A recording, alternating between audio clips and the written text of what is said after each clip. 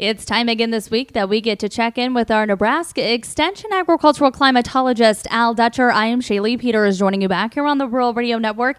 And Al, the heat set back in this past week like you said it would. Also seeing some very interesting weather our neighbors to the east experienced earlier this week. Keeping that in mind, what can we expect headed into this weekend and next week? Well, Shaylee, it looks like the biggest issue that we're going to deal with after the big derecho event that moved through Iowa this week, and I think we were very fortunate that it developed where it did, because it would have developed back in across north central Nebraska, south central South Dakota instead of northeast Nebraska. We probably would have seen some pretty significant damage across northeastern portions of the state and southeastern South Dakota. But as it is, we're dealing with a cold front once again moving through the state. It's going to cool us down. The models have backed off in terms of the intensity of the coolness that they were a couple days ago. But we're still going to cool down to below normal temperatures. The front right now at the surface is located basically along a line that's running through Norfolk and the Grand Island. It's sliding to the southeast rather rapidly. So the precipitation chances to the west of that have pretty much ended. And that was our major precipitation event for this next week for the state.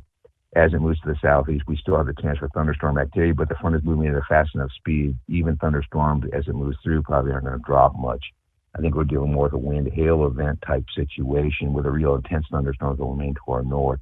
That brings in the cool air into our region. It's going to cool us down for a couple days, but that ridge to the west is going to try to rule the roost and build back into the central plains as we go into the middle of next week. So overall, the biggest issue we're dealing with is, of course, systems moving around the periphery of that ridge.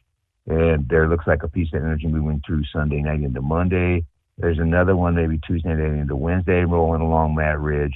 The problem with that is they're coming from the northwest. There's not a lot of moisture with them, so we tend to get wet hail and wind along with them.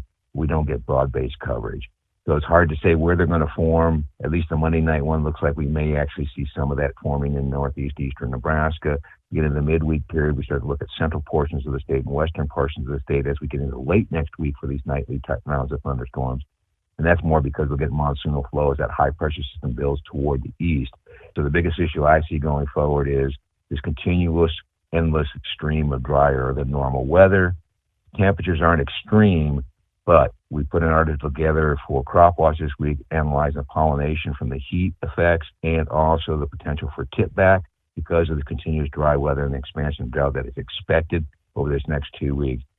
So it doesn't look like a promising end for dryland farmers, at least to this growing season, unless something radical changes in the models. And we've got just a little bit of time left here, Al. For those that aren't super familiar with how a derecho works or why it did the damage it did, can you kind of give us a little bit of detail on that? Well, basically, when we look at derecho, we're looking at a couple key things. One, do you have energy in the atmosphere that can move that system? Two, generally most of these occur during a zonal flow, which means the systems can move rather fast anyhow, and you still got to get a piece of energy that's moving at a rather quick speed in mid-atmosphere. That low-level flow intersects that. The storms start to generate, and the push starts to evolve as the thunderstorms get more intense, and they form their own cold pool aloft, keep them stable or keep them going. They tend to gain momentum going forward at forward speed.